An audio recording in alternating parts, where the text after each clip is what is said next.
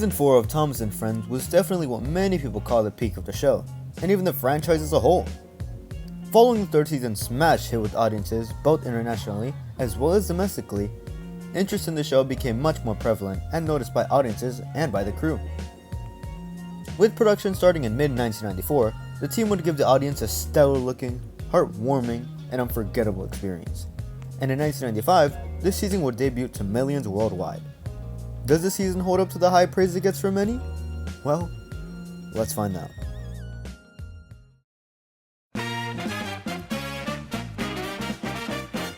Already from the get-go, we know that our lovable narrators Michael Angelis and George Carlin would come to reprise their roles once again.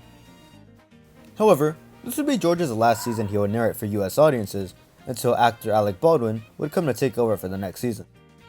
But I'm getting ahead here. Michael Donnell and Junior Campo would also reprise their roles as the show composers, bringing back fresh tunes for people to admire.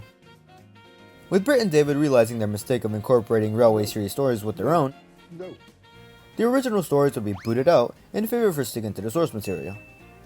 Well, besides one, but we'll get to that one later. However, some of the Railway series wouldn't be free of being altered in some way. This season would bring back more stories with the beloved cast of characters from the previous season, with more stories and adventures throughout each episode. However, this season would heavily focus on a whole new batch of new characters on their own small railway from their books being skipped out, leaving their long absence in the series, but finally being able to be adapted after so many years of being excluded in the series. But who exactly were these new characters? Well, let's find out.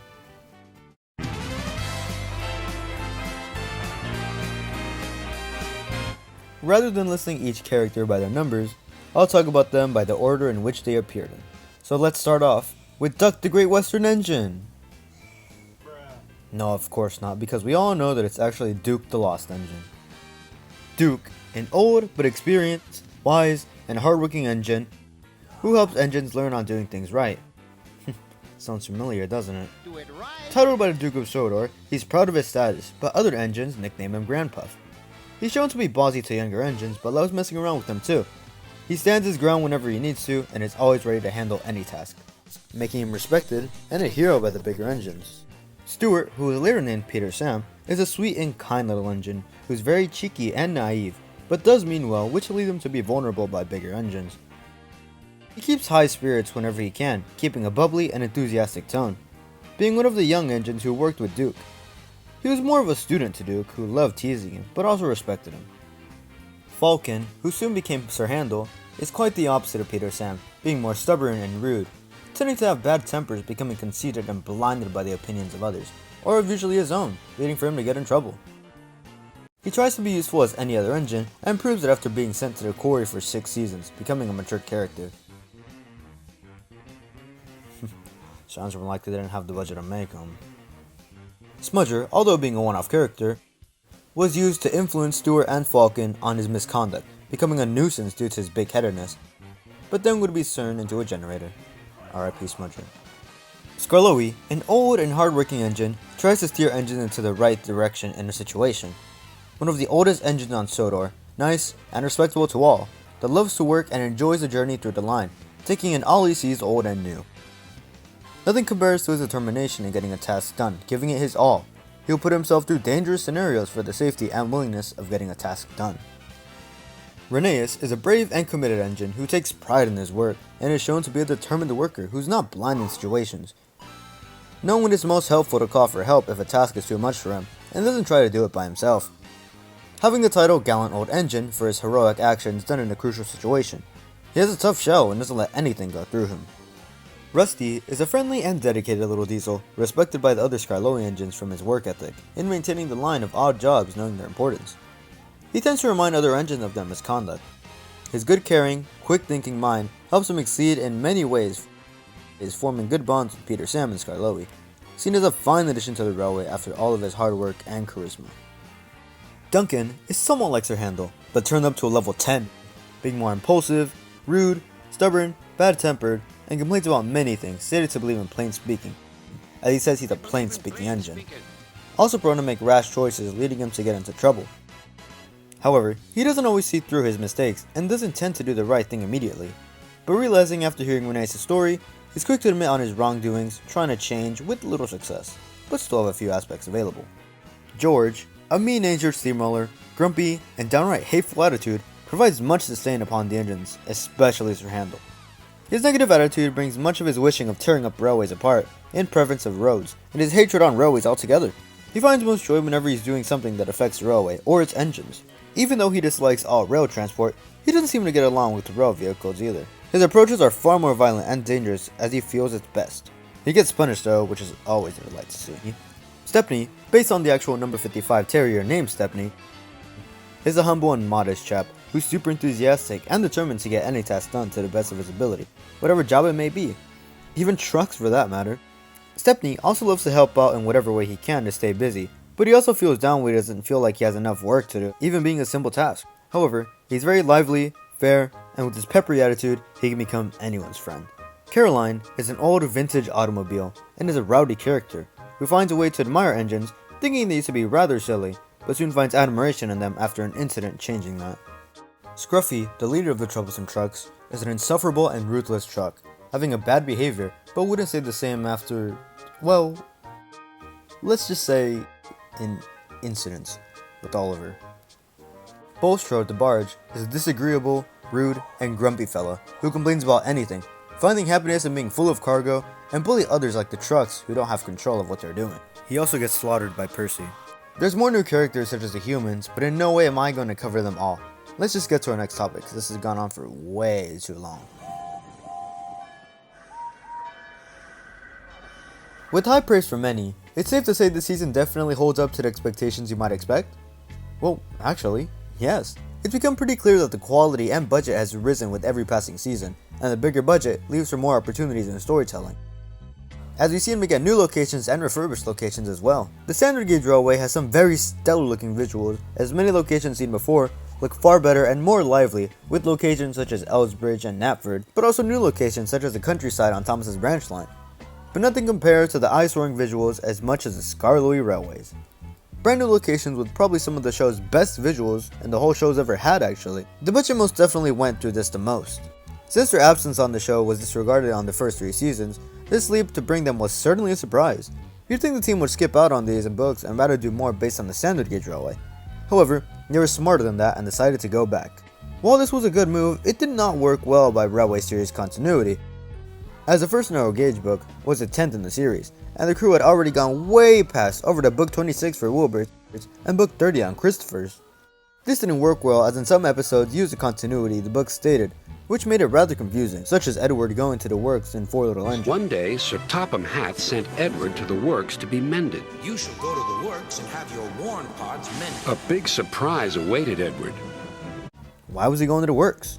Well, in the Railway series, he goes after his heroic actions in the previous book, needed to be mended, but since this story happened in the second season, this is treated as him just going for the sake of it. Also, the events in Rusty to the Rescue are totally different, as in the books, Stepney came to visit the railway, but the show has Rusty save him from scrap out of nowhere, which utterly makes no sense, but it was a cool episode, not gonna lie. With continuity out of the window, this season really has some bangers. The Duke stories are said to be many people's favorites, and I totally see why. But even then, with the stories being half narrow gauge and half standard gauge, it makes us see both stories. A good move on the team for putting the Skarloey Railway episodes first, to let viewers grasp onto them. The other half, based on the bigger engines, works so well too, as it brings us more character conflict and development. I mean, they made my favorite episode in this season. If you didn't know, my favorite episode is Thomas Meets the Queen. But after the absolute success of Thomas's international debut, the series skyrocketed in video and merchandise sales, becoming a global phenomenon, with our new characters taking in the stardom as well. Overall, the season has already won me over, but that's not all we have left to cover.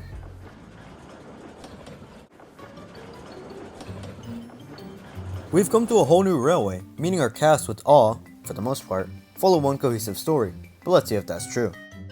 We start with the events of Duke the Lost Engine, which talks upon the olden days of the Mid-Shoulder adventures. Then we come to tell the story of Four Little Engines, as we get to Skarloey and Rheneas, who manage their line, but soon after then, Rheneas has to leave Skarloey, who is left to manage, until Peter Sam and Sir Handel come in the picture, with not the best welcome from Sir Handel, who has a rough start leaving Peter Sam to come manage for a while. Then we get Rusty, who comes to help the railway in maintenance, but soon would help Peter Sam after his accident on the incline, heavily damaging him, but marking Skarloey's return, and then the introduction to Duncan, who is also a Rough Rider, getting into trouble and not liking Rusty until they both finally find common ground mutually. With Sir Handel then facing off George, who utterly lost, with more Duncan shenanigans, but then Skarloey lets Duncan know the story of Rheneas and soon realizes the importance of passengers, and then the arrival of Rheneas, to then shift to Rusty saving an engine becoming Sepney, who would come to the island and help around with the engines and doing hard work, and leaving with a bang with the engines hoping his return will come once again. And Caroline receiving a respect for engines after a race with Stepney. Oliver would also receive his deserved respect with the help of Toad in ripping Scruffy apart. And the famous 8 going to the mainland on display after receiving a letter, with Thomas crashing right before they leave, then meeting the Queen at Nafford with Gordon taking the royal train, Thomas shunting the train, and Edward guiding the train, leaving our Sodor engines in a good note. Overall, it's a neat balance of episodic and continuous episodes. Somewhat, that is. Mike and Jr. never fail to disappoint, and certainly it's noticeable here at all times. With our new cast of characters, they need music to fit their characters and their railway as a whole. The Skarloey Railway got its own theme, which is no surprise, as this music is so incorporated with the railway, but unlike previous seasons, not all members in the fleet got their own theme.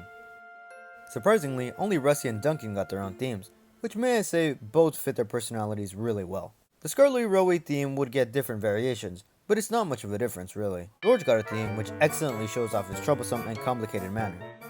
Stepney's theme also captures his persona very well, as its bouncy and moving theme. Their special pieces made for certain episodes never fail to impress. The music used fits the scenario very well.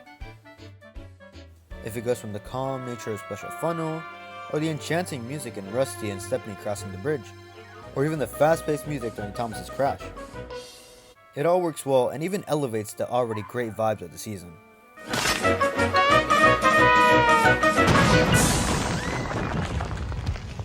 This season escalated the severeness of crashes, as we see many more intense and fatal accidents, as we see in Bulldog, as Falcon is barely holding on, merely coming to fall off the edge of the cliff.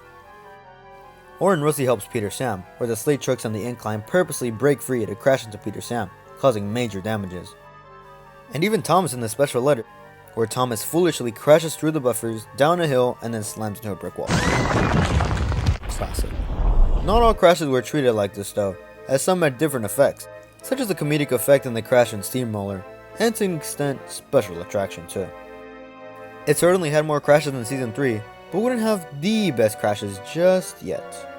But we're almost there though. Help!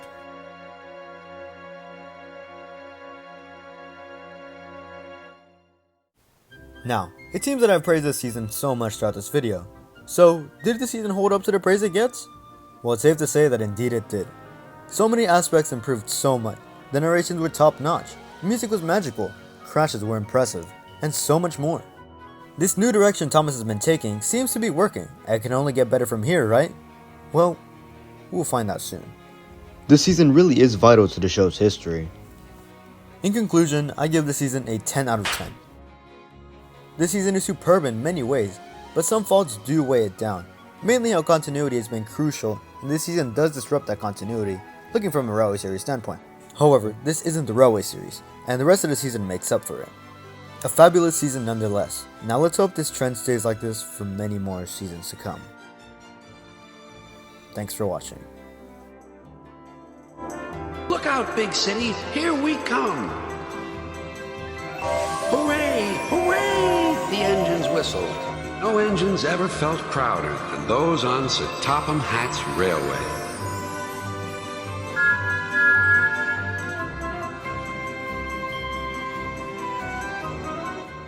Thank you all for watching this brand new video. I apologize, not much has been coming out lately for me. I've recently been busy with a lot of things going on, and honestly I'm just really happy I haven't got to upload anything at all this week, or just in general. A few updates. I do have some videos that I'm still working on.